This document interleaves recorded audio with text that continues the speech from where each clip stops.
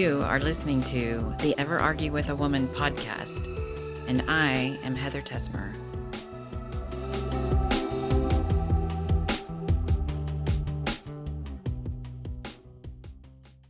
Hi, everyone. You are listening to the Ever Argue with a Woman podcast. And if you actually listened to the last couple podcasts, then you might actually qualify for becoming an attorney in Texas, because they were a little bit dry, but filled with lots of information about premarital and postmarital agreements. So this podcast, we have a special guest, and she has been co-parenting for years, and she's been working with us in our, I forgot my best and best. Never mind. We're going to go to best and best. So we like to start every podcast with a best personal and a best business. And this month, my best personal is that my daughter is coming home from OU for a few days and will be staying with us off and on throughout the summer. And so I'm looking forward to spending some quality time with her. Best business is that I am working on my rock for the quarter of getting our law firm retreat scheduled. I'm excited about some of the possibilities of where we're going to go and how much fun we're going to have. This year will be even more fun because we have so many people that are qualified to go on the trip. And so I can't wait for August. So now we're going to have a little bit more fun in this episode because we have a special guest with us. Her name is Jacqueline Cisneros, and she has been an employee at Tesmer Law Firm for 8 years. 8 years. It seems like just yesterday. Well, and it was funny because we were in our leadership meeting, and Jackie was mentioning how she and her baby daddy, ex-husband, how she and her ex-husband work so well with each other. And, through the years, I was amazed, really, by how well they get along. And she's just such an inspiring person to hear from when it comes to co-parenting that I asked her to be my first guest on my podcast. So I'm going to turn the mic over to Jackie in just a second, and I want to hear kind of how she got to this point with her ex-husband. Hello, everyone. I am Jacqueline Cisneros, as Heather mentioned. I have been here at the firm for almost 8 years now, and I'm very excited to talk about co-parenting and the do's and don'ts and what is going to help you get through a co-parenting relationship. My story started off many, many years ago. Me and my ex-husband were high school sweethearts, and we were married for about 7 years and had 2 beautiful children. When we decided to part ways, we decided we were better off as friends. So we had a very amicable divorce, thank goodness. That began our co-parenting journey.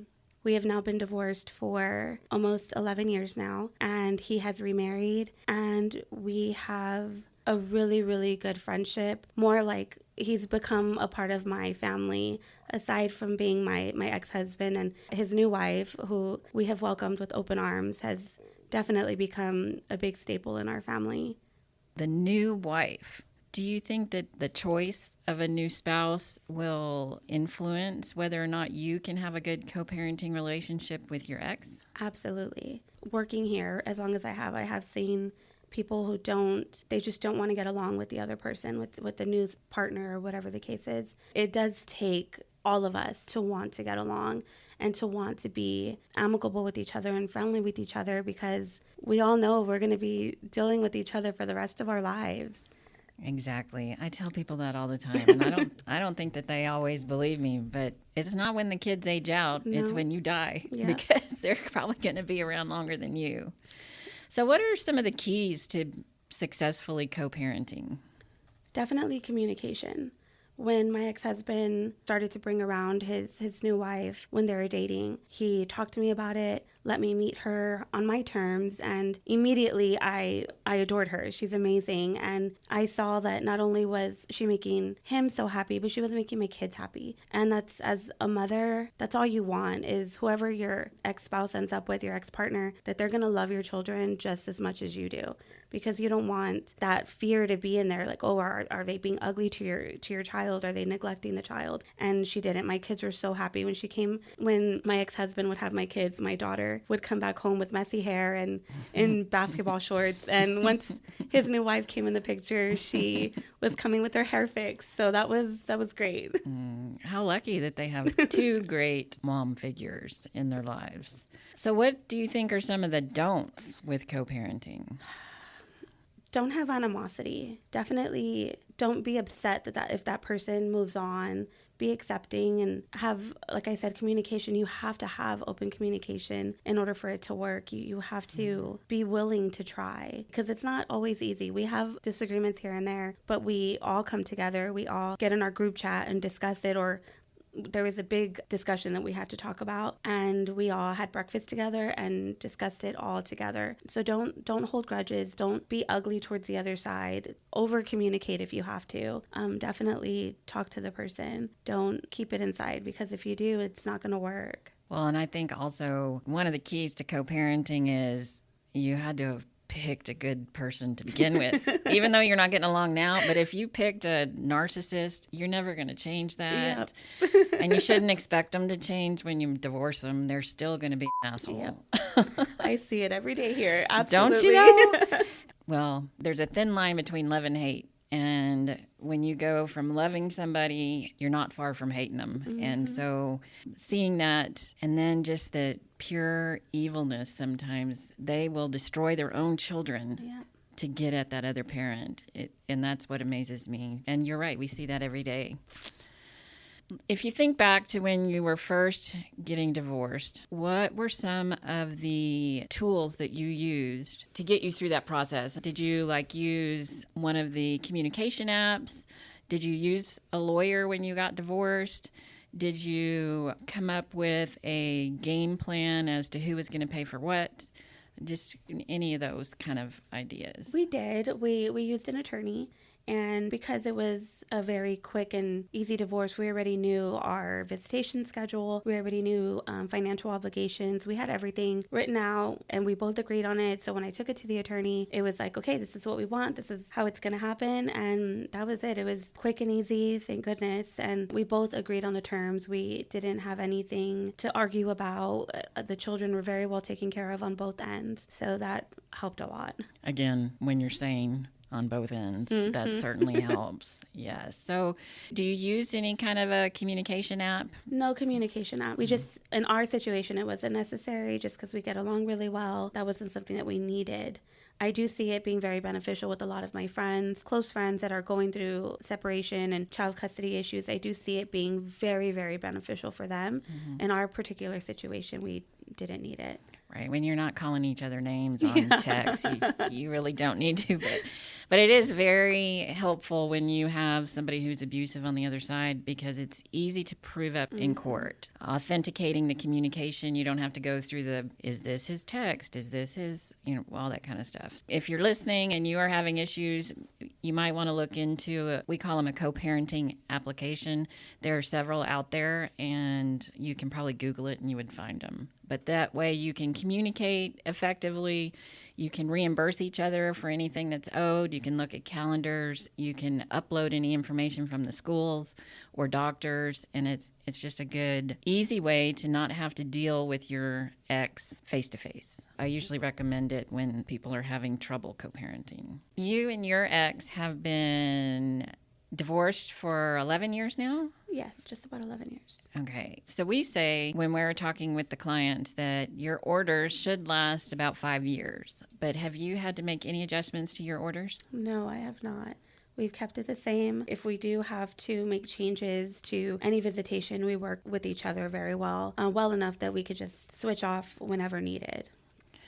Without having it in writing. Yes. So it helps if you trust the person that you're co-parenting with. Okay, so I'm going to make another pitch here that if you do not trust them, then all agreements do need to be in writing. If you want to change your order, you probably do need to go to a lawyer and get the order modified. And those modifications are fairly easy to do, especially if you agree to it. The only way to really change an order is to get another order. So everybody needs to use caution out there. But in a healthy co-parenting situation, you're right. You should be able to trust each other and switch a weekend when you need to without getting into any trouble. But we've actually had some clients who think they're doing that, and then the other side is trying to trick them to make them look like they're taking the wrong times, and it's just craziness. So I know your kids, Jackie, and they are fabulously well-adjusted children. Thank you. So how did you help them through the transition of divorcing and learning to work with a new stepmom and making sure that their best interests were always first? It wasn't anything that he jumped into with his new wife. He was single for a couple years before he met her. And we always put the kids first, even for holidays, for birthdays, for any special occasion, for school, for awards, for games, for anything. Kids are number one priority. We can be feeling a certain way that day or whatever the case is, but we always put the kids first. And thank goodness when his new wife came along, she had that same mentality. She wanted to do everything she could to make the kids feel 100% comfortable. She wasn't staying the night immediately when they first started dating. It was a very slow transition. And when they finally got the house together, we made sure that the kids were comfortable. We made sure that they were happy. She brought along her son from a previous marriage. So I think that helped a lot because he was around the same age as my children. So that made them so happy that they had someone else to play with. Mm-hmm. So it was all in all really good, an easy transition, thank goodness. Yes, that is always helpful. Did they have any children together? They do. They have a younger son and a daughter, and I adore them to pieces. Just like they adore my smaller children. They are completely infatuated with them, so we get along really well. So tell us about your other kids. Well, tell us about all of them, because actually you haven't told us like their ages, and tell us about all your kids. My two older kids, my son is 16 and my daughter's 13. Oh my God, I can't believe they're that old. Okay. Oh my gosh, it's fun. It's definitely fun with them. And then I have a 3-year-old and a 4-year-old. Their father is not able to co-parent with me. He's no longer here. And honestly, I think that is when we made a big transition from me and my ex-husband and his wife just being really friendly with each other to like truly becoming family. When their dad passed away, the first person by my side was my ex-husband's wife. She was right by my side. You know, I was 30 weeks pregnant, and she was driving me home, making sure that me and the kids were fed, making sure that we were taken care of, washing dishes, doing everything she could to help in any possible way that she could. And same thing with my ex-husband. He brought dinner that night and was feeding my 1-year-old at the time because I just couldn't do it. And when we told the older kids together, we wanted to make sure that we were all together, sitting down, telling them what happened, because even though they lost someone, they still had all three of us, and we were a good unit together, and we wanted them to see that and to not feel the immense pain of losing someone, as of course it would come, but at least not as bad. Well, thank you for sharing that, because it doesn't seem like it's been 3 years ago. Yeah. Because I remember when you were going through that, it felt like all of us were actually going through it, because that was a very emotional time. Yeah. So it was rough. Yeah, I'm sure it still is. But the kids are doing great. They're fantastic. Thank goodness. Because that was a loss for not just the younger two and you, but all of you. Oh, yeah, so for all of us. That's and rough. It's actually my ex-husband and his wife are going to be my 4-year-old's godparents. So wow, that's how much I trust in them, and how much we've come together as a family. Is we're all there for each other 100%. I have to say that thank goodness everybody doesn't get along as well as you, because we would be out of business. I do love it though, because we really do strive to get our people to where you guys are. So that's great. So some of our clients have huge problems with co-parenting with the other side. Mm-hmm. And their kids know it. And they try to get away with a lot of different things. And it's mainly because they know that their parents don't speak to each other. And so they play one off the other. Have you run into any of these type of situations? And if so, what do you guys do about it? Oh, absolutely not. Just the other day, my ex-husband sent me a text in our group chat with him and his wife saying that my son failed to go to football and didn't tell anyone that it started. So my kids do not have that opportunity because we communicate so effectively. We are very open with each other's schedules, and if my son is failing and for some reason I didn't catch it that day, they are the first people to send me a text like, oh my gosh, did you see this? When my daughter is doing something wrong or whatever the case is, they immediately communicate that with me or I communicate that with them. And so, yeah, my kids don't get to do that. No. So they don't have just one parent watching out. They've got three. Absolutely. Aw, poor things. Well, as you know, there's several examples, and this is normal behavior, I guess, for kids when they're trying to see how far they can push the boundaries. Well, if you're not going to do what I want, then I'm going to go to dad's house, or I want to go live with dad. And it's hard to stay an adult in that situation because I know it brings out the worst, I guess. As a mother, if you say something like that to me, I want to get down in the dirt with you and fight back. When I know as an adult, I have to stay above it and stay the parent and try to remain an adult when I'm communicating with my child. A lot of people have a hard time with that, and we see it. So I'm going to ask you a little bit about your past or your history. Do you come from a divorced family? I do. And how do your parents get along? They get along great. They didn't always. In the beginning, they did not get along. But I think as the years went on, they became really good friends. We spend holidays together. I usually host at my house. So we spend holidays all together. Birthdays, it's not awkward or weird. My dad always greets my mom, and my mom, vice versa. She does the same. They joke around. They're very friendly with each other. And in fact, I was telling my ex-husband's new wife that I was coming on here, and she said, oh, that's amazing. Like, we should normalize this, because she comes from the same background. Her mom and her dad's new wife, or something to that effect, they're really good friends. So she saw it growing up that both parties on her mom and dad's side got along really good, so it was very natural for her to get along with, the other side. Same for me. I saw it with my mom and dad. They were divorced when I was like 3, but they get along great. They're really good friends. So it was very, very normal for us just to come together and get along. That's so great. And it takes so much energy to be nasty. Yeah. Who wants to do that? And who wants to live a life like that? So it's so much easier to be nice to each other. Completely agree. And let's spread that out among everybody. Let's just be nice. Be a Ted Lasso.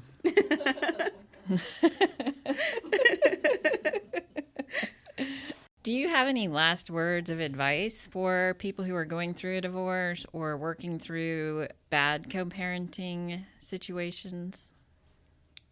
Definitely have patience. Have patience because, not everyone is going to feel the same way you do, and it's going to take some time for the other side to, to get it together sometimes. So definitely have patience. Communication is key. Communication is a huge one, and I can't stress that enough, because if we had terrible communication, we would not be able to accomplish the things that we've accomplished all together as co-parents. Communication is number one. And be respectful. Be respectful of your ex-partner. At one point you did love them, so be respectful. Be respectful of their new partner. Don't automatically pin them as the wicked stepmother. We call her bonus mom. We don't even call her stepmom or anything like that. She is 100% a bonus mom. She adds to our family, and that's all I can ever ask for. What a good idea. I love that. And you're right, by remembering to give grace wherever you can. Yeah. And we know that I have issues with that sometimes. But instead of reacting, it's much nicer sometimes to reflect on what is that other person going through. And by giving a little grace instead of fighting back, I guess. Exactly. Let it go and see where this person is by communicating better. Exactly, is very good advice. There is a judge, well, there's probably more than one judge here in Bexar County that says you chose to have a baby with that man, so you're going to have to learn to live with them. you made that choice. I remember that sometimes when you're dealing with a real difficult person, that somewhere at some point you had to have at least been attracted to them. Yeah, so making babies is a responsibility, and it's going to last a lifetime. Yes. A lot of people think that it's going to end once the person turns 18, and no, you have to deal with that person when they get married, at college graduations, when y'all become grandparents. You have to deal with that person for the rest of your life. So why not make it easy? Why not make it a beautiful thing and come together? Amen, sister. That would be great. Jackie. Jackie! Thank you so much for being here. We appreciate all of your insight into how you have become such a fabulous co-parent to your children. And I hopefully will be able to impart some good ideas that other people can use when they're starting their journey to co-parent with their ex-spouse or baby mama or daddy.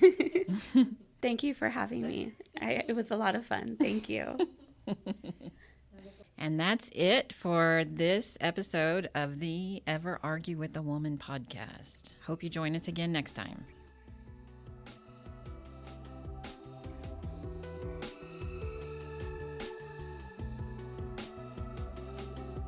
You are listening to the Ever Argue with a Woman podcast, and I am Heather Tesmer. Ever argue with a woman?